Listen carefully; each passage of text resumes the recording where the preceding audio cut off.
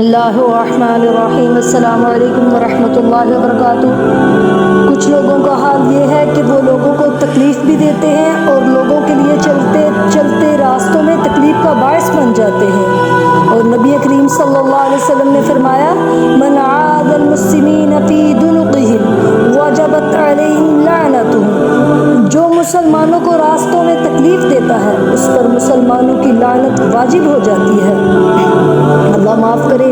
اب دیکھیں کہ مریض انسان پریشان حال ہاسپٹل جانے کے لیے راستے بند ہیں۔ یہ بھی کوئی دانش کی بات ہے کہ آپ کو مسئلہ کسی اور سے ہے اور راستے بند کرنے کی وجہ سے مرتے مریض ہیں، گاڑیاں توڑ دیتے ہیں، املاک کو نقصان پہنچا رہے ہیں، پرواہ ہی نہیں، راستہ بند ہے، اور پھر کیا کہتے ہیں کہ اللہ کا خوف ہی نہیں۔ سلسلہ صحیحہ کی روایت ہے کہ راستے تو صاف کرنے چاہیے۔ راستے کے بارے میں تو حکم یہ ہے اینما رجل یمشی بطریق اذ وجب حسن شوق فاخرہ فشکر اللہ لہ وفی روایہ غفر لہ وفی روایہ فادخل الجنہ، کہ راستے میں کانٹے تھے تو ایک شخص نے اٹھا دیے اور کانٹے اٹھا کر راستہ صاف کر دیا تو اللہ تعالیٰ کو اس بندے کی یہ عادت اتنی پسند آئی کہ اللہ تعالیٰ نے اس کے سارے گناہوں کو معاف کر دیا، معاف کر کے جنت میں داخل کر دیا۔ سبحان اللہ۔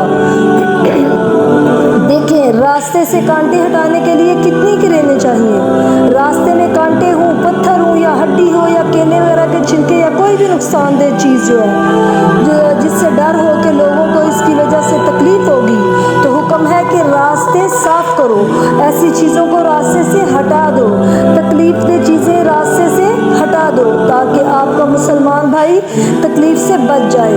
اب کہاں سے ڈھونڈ کے لائیں؟ حضرت عمر فاروق رضی اللہ تعالی عنہ، جنہوں نے ریاست مدینہ کا تصور دنیا کو سمجھایا تھا، بیٹھے رو رہے ہیں۔ پوچھا کیا ہوا؟ تو کہتے ہیں کیا بنے گا؟ دجلہ کے کنارے پر بھی اگر کوئی خچر چلتا چلتا الجھ گیا تو میں کیا جواب دوں گا قیامت کے دن کہ اے عمر تو نے جانوروں کے لیے راستے بھی صحیح نہیں بنائے تھے۔ اور دیکھیں یہاں تو انسان خجل خوار ہو رہے ہیں۔ کیا تصور ہے؟ کبھی اللہ کے رسول صلی اللہ علیہ وسلم کے فرامین بھی پڑھنے چاہیے۔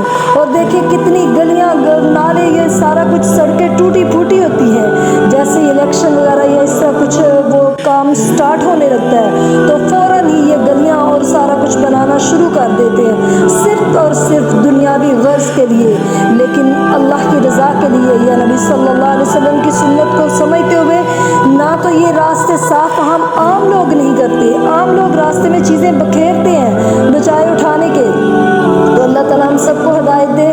اگر کسی کو خوشی نہیں دے سکتے تو غم اور تکلیف بھی مت دیں۔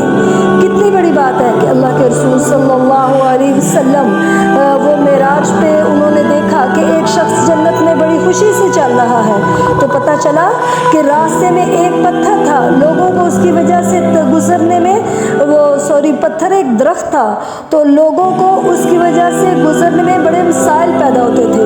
تو اس بندے نے سوچا کہ مسلمان تو اس کی وجہ سے بڑے پریشان ہیں، تو اس نے ایک کلہاڑا پکڑا اور اچھل اچھل کے درخت کاٹنے لگ پڑا۔ ادھر درخت کٹ گیا، ادھر اللہ تعالیٰ کو یہ ادا اتنی پسند آئی کہ اس کی فوراً روح قبض کی اور جنت میں داخل فرما دیا۔ سبحان اللہ۔ مجھے اور آپ کو اپنا جائزہ لینا چاہیے کہ کیا ہماری وجہ سے کسی مسلمان بھائی کو کوئی تکلیف تو نہیں پہنچی۔ ہمیں اپنی اصلاح کرنی چاہیے کیونکہ حقوق العباد کی پکڑ بڑی سخت ہے۔ اگر میں نے اور آپ نے اپنے آپ کو سدھارا نہیں تو پھر کیا بنے گا؟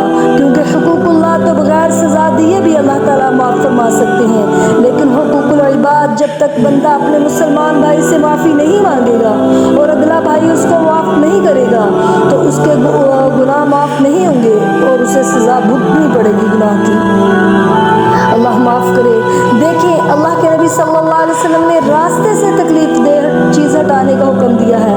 اگر ہم مسلمان اپنے مسلمان بھائیوں کے لیے جان بوجھ کر تکلیف پہنچائیں گے انہیں تو کیا بنے گا؟ اللہ ہدایت دے۔ سید المرسلین نے فرمایا کہ راستے سے پتھر ہٹانا صدقہ ہے، سبحان اللہ، کانٹے ہٹانا صدقہ ہے، سبحان اللہ۔ تو سوچے جان بوجھ کر اگر اپنے مسلمان بہن بھائیوں کے معاملات خراب کریں گے، ان میں روڑے اٹکائیں گے تو یہ کتنا بڑا سنگین جرم ہوگا۔ اس لیے اپنے مسلمان بہن بھائیوں کو تکلیف دینے سے باز آ جائیں، کیونکہ کہ جب پکڑ ہوگی تو پھر ادھر سے معافی مانگنے کا یا اپنی غلطی کو سدھارنے کا موقع نہیں ملے گا۔